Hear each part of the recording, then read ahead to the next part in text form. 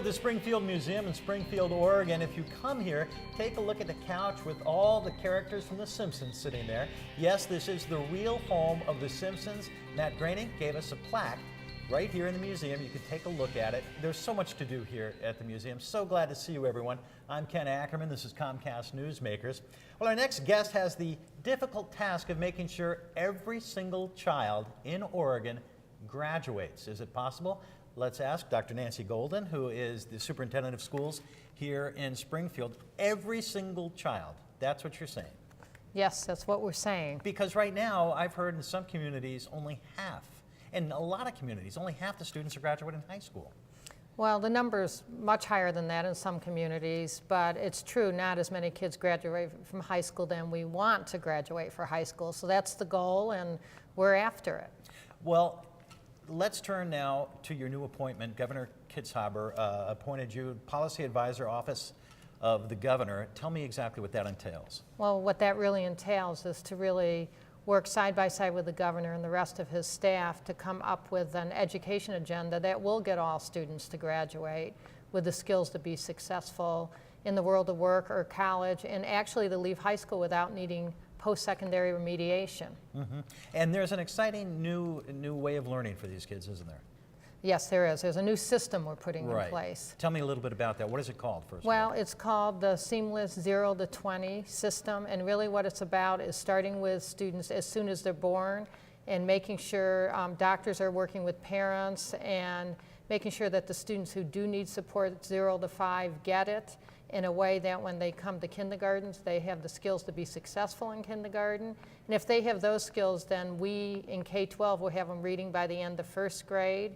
And it will just continue so that in 9th grade, students aren't dropping out, and in high school, they do graduate without need for remediation. So I think by having a seamless system, we can accomplish that. That early foundation is so important, isn't it? Yes, that's a critical piece, and the early learning piece is what we would say is the first one out of the chute. It's the one we're putting our highest emphasis on right now because we know that's the proactive way to go about making sure all students have the skills they need. Would you say over the past few decades our schools have been failing their kids?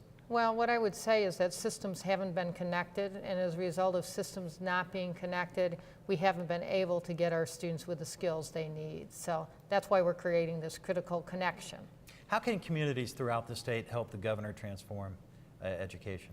Well, I think the first thing they can do is support the bill that he'll be bringing that will actually cause the Oregon Education Investment Team to become a structure within the government, and then of course making sure that they read with their children at home, that they have high expectations for their children so they can make sure they achieve them and we can make sure they achieve them. Now, when the governor appoints you to a post such as this, do you create a vision of what you want, or does the governor have a vision and you help implement it? How does that work? Well, the governor, when he campaigned, had this vision around the 0 to 20 seamless system, and it seemed to resonate with people because obviously he was elected, and it's something he's passionate about. You know, he's a returning governor, and I believe one of the things he's most passionate about is education, and so this definitely is important to him, and it seems to be important to the citizens. So he's delivering on his promise, and I'm helping him with that. What is the state of the Springfield School District right now?